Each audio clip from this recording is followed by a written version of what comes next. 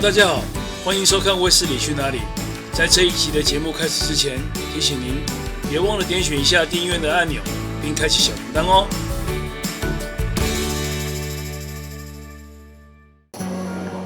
大家好，刚才吃完了这个吉野家之后，现在要前往 JR 的札幌站，搭这个电车去火车去 Otaru 小樽。大家可以像卫斯理一样，现在这个地方是一个地下街，沿着这一条街直接会通到札幌站，这里非常的热闹，大家可以看一下。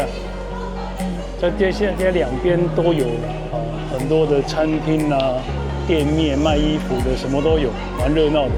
所以可以不需要走在平面道路，就是上面马路的地方，大家可以走在楼下这个地下街里面。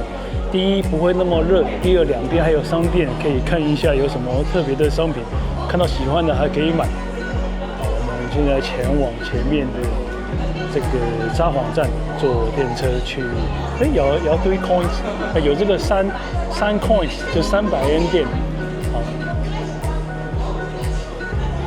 所以不需要走在那个马路的两边，直接走到地下街这里，直接通到那个札幌池，就讲成札幌池，札幌站，札幌驿，因为那个字真的从小到大都已经读习惯札幌池了，因为那个一个马字边一个尺，就以前的时候就已经习惯这个字那个字，我也知道那个字念读驿，就是驿站马，就是以前古代那个换马的地方叫驿站，所以应该是叫做札幌驿，可是我已经习惯那地方读札幌池了。好，不管了啦，反正大家知道我在说什么就好了。现在去札幌车站坐去小樽的车，我们小樽见吧。好，现在走到最底了，就到了札幌站了。大通池。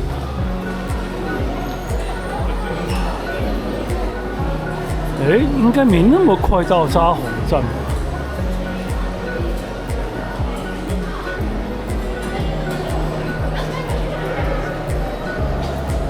这你是大通，应该没那么快吧？哦，还没到。大通就大通公园的站吧，就大通公园站，还没到，我就奇怪怎么那么快到了，还没到了，还继续往前走。其实这条地下街真的蛮长的，因为它从 Susukino 一直通到札幌站，所以是蛮长的这条路。JR 还有250公尺，所以JR 札幌池这JR 它我觉得超远。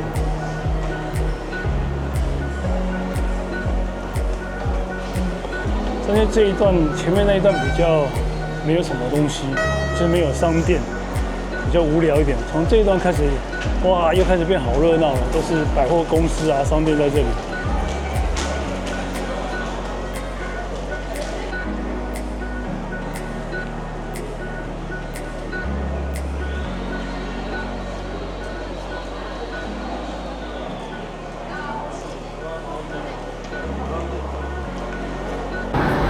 ご乗車ありがとうございます。札幌です。1点半去小樽的特快车。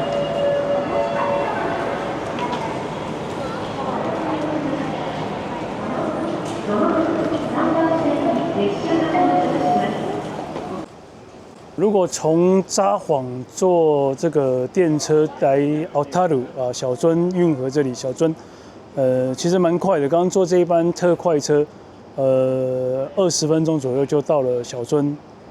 那终点站就是小樽了，所以卫斯理我个人是觉得，如果要来小樽旅游观光的朋友，如果是从札幌过来的话，其实不需要租车，坐这个电车特快车20分钟左右到了，好过你开个车来到小樽，你要找地方停，而且你租一部车也不便宜，像这一趟卫斯理租的这一个汽车，已经算是租的是那种就是中小型的休旅车的，也不算休旅车了，那个台湾叫什么新塔因为加大美那个新塔那6人座的，坐那部车的话，一天好像是10000yen吧，一天10000yen左右。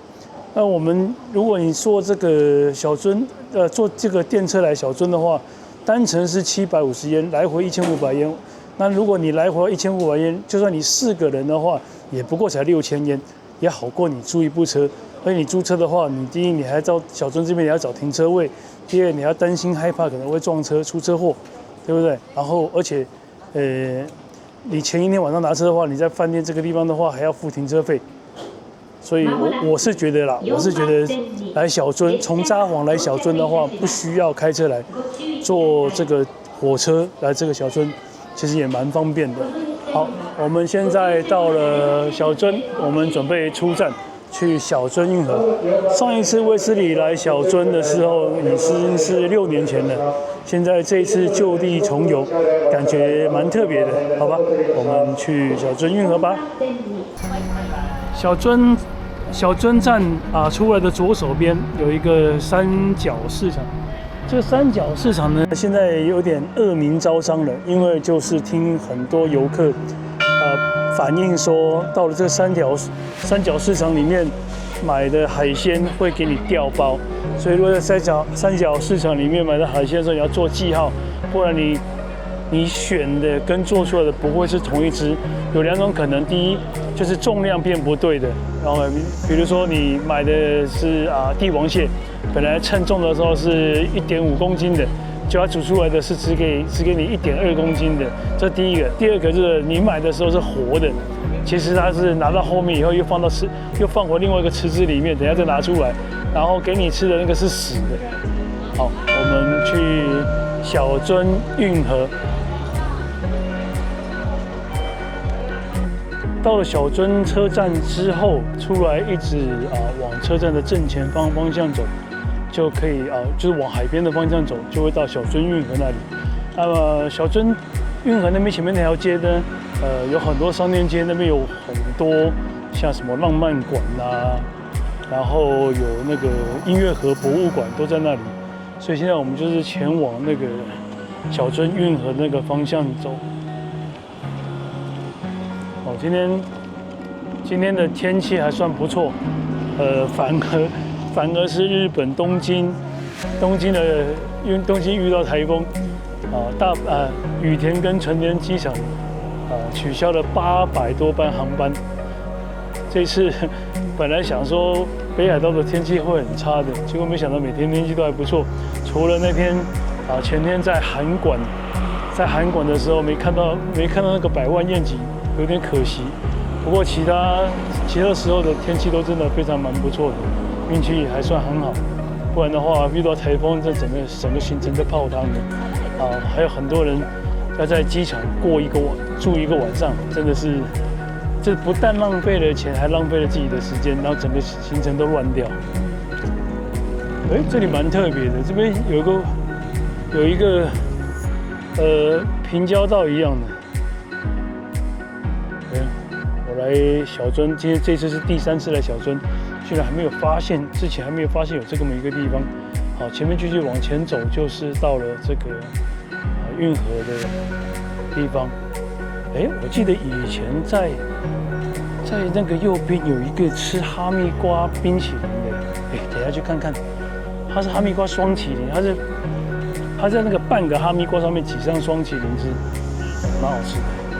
那暑假北海道的那个哈密瓜，细张的也好，或是富良野的也好，都非常的甜。这边已经卖双淇淋的山中特产山中牧场。试试看这个双淇淋，好多人排队哦。这间北海道的赤井川村山中牧场卖双淇淋的，很多人排队，我们也来买一只试试看，看看好不好吃。不过北海道的牛乳做的双淇淋应该都很好吃。这个在旁边买的这个双淇淋，小樽运河旁边。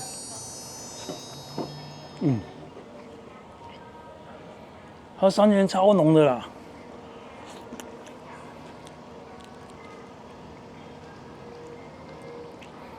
好香，不过甜味稍微差了一点，没那么甜。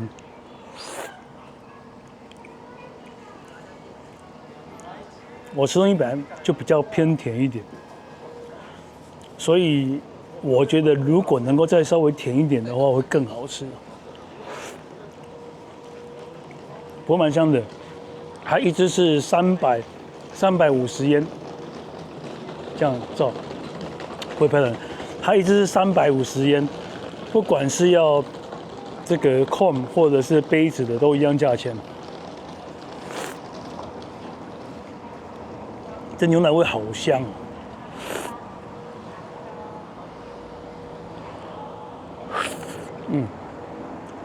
小泉运河那里还有很多很有特色的卖蛋糕的店，一间叫做什么八果子啊，还是叫说什么，我忘记了。上一次来6、7年前了，再上一次来是12、13年前，叫什么真的忘记了。等一下我们去看了就知道了，好吧？前面这里就是小樽运河了。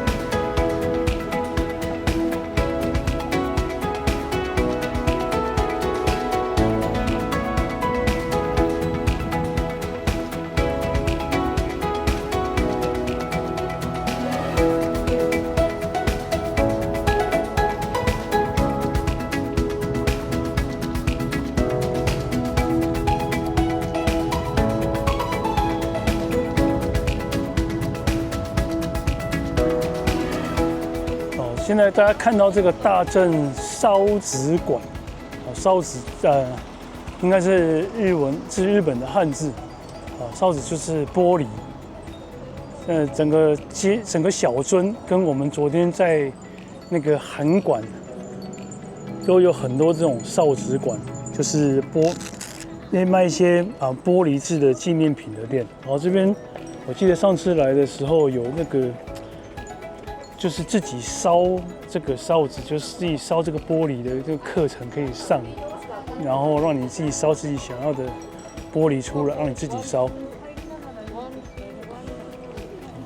现在这边有个浪漫馆，对，浪漫馆也是一样，都是卖这种玻璃制品的卖玻璃制的纪念品的店。创作烧子工坊，就是可以。就像这样子，自己烧，自己做这个玻璃的纪念品。小樽这里除了这个烧子馆之外，还有比较有名的就是那个叫做什么音乐盒博物馆。然后这条路上面有很多小吃，或是你对吃比较有兴趣，有很多小吃，然后还有蛋糕店。哎呀，有想起来有一间叫做拉套的蛋糕店，然后在前面可以坐在那边休息，喝个咖啡，吃个蛋糕。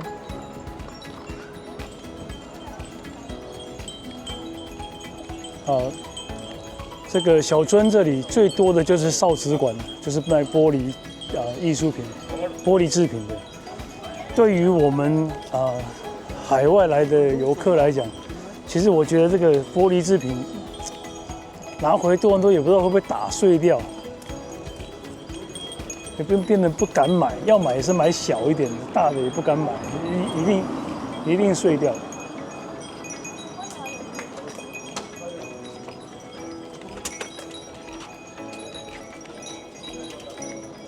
你讲什么嘢？哇！呢間好似好多人買嘢食啊！哦，燒魷魚、燒蠔。你想不想吃这个？想不想吃这个？这是像我们的冰糖葫芦，要不要吃这个冰糖葫芦？不要。要不要？不要。不要。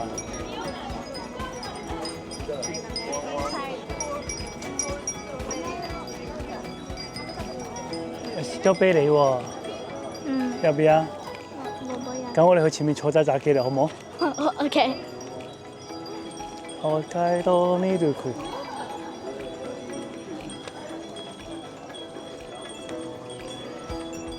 这个水芭蕉这个店超久的，我第一次来小樽的时候就有看到这个水芭蕉，因为它店名很特别，所以我记得这个水芭蕉。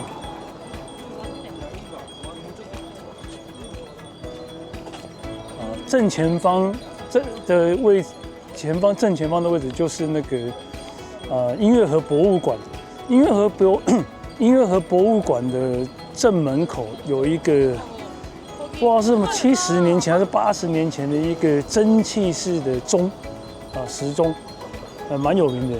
然后它这蒸汽的时钟，好像在不知道哪个地方啊，好像在台湾啊，是不是啊？不知道在哪里有另外一个一模一样的，说好像在日本，应该在日本，不知道是哪个地方还有一个一模一样的，说全日本只有2个那个蒸汽式的时钟。日本现在因为日币低，其实现在已经升回来一点了。今天加币对日币的价钱是107块多，还不到108。那一般来说的话，银行吃3块。所以今天兑换的汇率是104块多，就1块钱加币可以换104块半吧，104块半加币。那在1个月前的时候，汇率最好的时候，1块钱加币可以兑到118，然后118块半。所以如果吃掉3块的话，也可以换到115块半。所以现在已经涨回来一点了，不过比2-3年前所以我试过最差的一次的时候，是在疫情刚开始的时候，那时候亚洲疫情刚开始，美加地区还没有开始的时候，那时候是在2019年还是2020年那个时候，我已经忘记了，反正就是那时候亚洲已经刚开始，然后多伦多还没有开始的，多伦多这边还没，就是美加地区还没开始的时候。那时候汇率差到1块钱只能兑72，然后银行还要吃你3块，等于说1块钱只能兑到69块日币。这是卖什么？这像豆腐的感觉啊！真的是卖豆腐的，豆腐呀！哦，这边有写豆腐店，专门卖豆腐。刚才有介绍过的平田豆腐店，这个看起来像 fish cake， 就是台湾我们叫做甜不辣或者是藕蛋，日文应该算是藕蛋，是它是藕蛋跟豆腐合成的。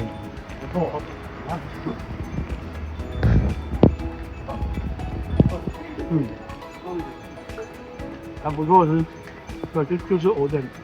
就是甜不辣 fish cake， 甜不辣黑轮那种做法，就是跟鱼浆混，它可能不跟鱼浆混，它可能是跟豆腐混，蛮好吃的。对，北果楼还在，好，就是卖年轮蛋糕的那间，那个卖年轮蛋糕的店，就是这间叫北果楼的，原来没有找。我有时候奇怪，都不见了，没之前都有这个北果楼的店，那刚才沿路没看到，以为这没有了，结果还是在。这个北果楼的那个年轮蛋糕也蛮好吃的。